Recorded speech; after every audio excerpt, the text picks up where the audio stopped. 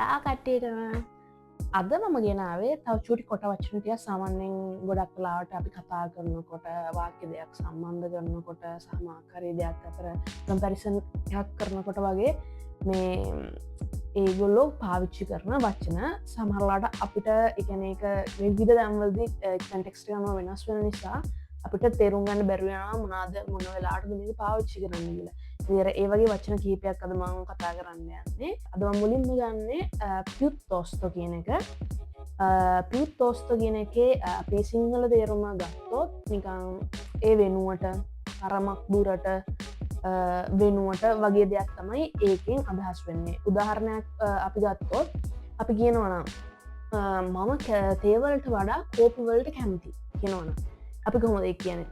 Preferisco il tè piuttosto che il caffè කියලා අපිට කියන්න පුළුවන්. ඒ කියන්නේ මම අරකට වඩා මේකට කැමතියි කියලා. ඊට පස්සේ අපි කියනවා නම් ඒක නම් තරමක් දුරට අමාරුයිනේ. ඒ piuttosto difficile නේ කියලා අපිට කියන්න පුළුවන්. ඊට පස්සේ දැන් මේ විදිහට තමයි පාවිච්චි කරන වෙනුවට සහ තරමක් දුරට කියන එක. තව මේකේ context අනුව වෙනස් වෙන තැන් තියෙන්න පුළුවන්. මේ බේසික්ම දේවල් ටික කියන්නේ. ඊට පස්සේ අපි ගත්තොත් ඊළඟ වචන විදිහට soprattutto අපි soprattutto කියන්නේ විශේෂයෙන්ම ඔක්කොන්ටම වඩා මම මේකට කැමති ඔක්කොන්ට වඩා ඒක ලොකුයි වගේ ඒ වගේ තැන්වලදී අපි විශේෂයෙන්ම කියලා දෙයක් ගැන සඳහන් කරනකොට අපි උදාහරණයක් ගත්තොත් මම පළතුරු වලට කැමති ඔක්කොන්ට වඩා මම කැමති ඇපල් වලට. එහෙම දෙයක් කියනවා නම් අපිට ඒක අදහස් කරන්න පුළුවන් mi piace la frutta soprattutto la mele කියලා අපිට කියන්න පුළුවන්. ඉතින් අර ඒ වගේ ඒක පාවිච්චි කරනවා විශේෂයෙන්ම කියන අදහසත් එක්ක. ඊට පස්සේ අපි තව මම අන්තිම වචනයක් ගන්න soltanto. soltanto කියන්නේ මොකද්ද? soltanto කියන එක අදහස් වෙන්නේ මේ පමණක් විතරක් කියන එක.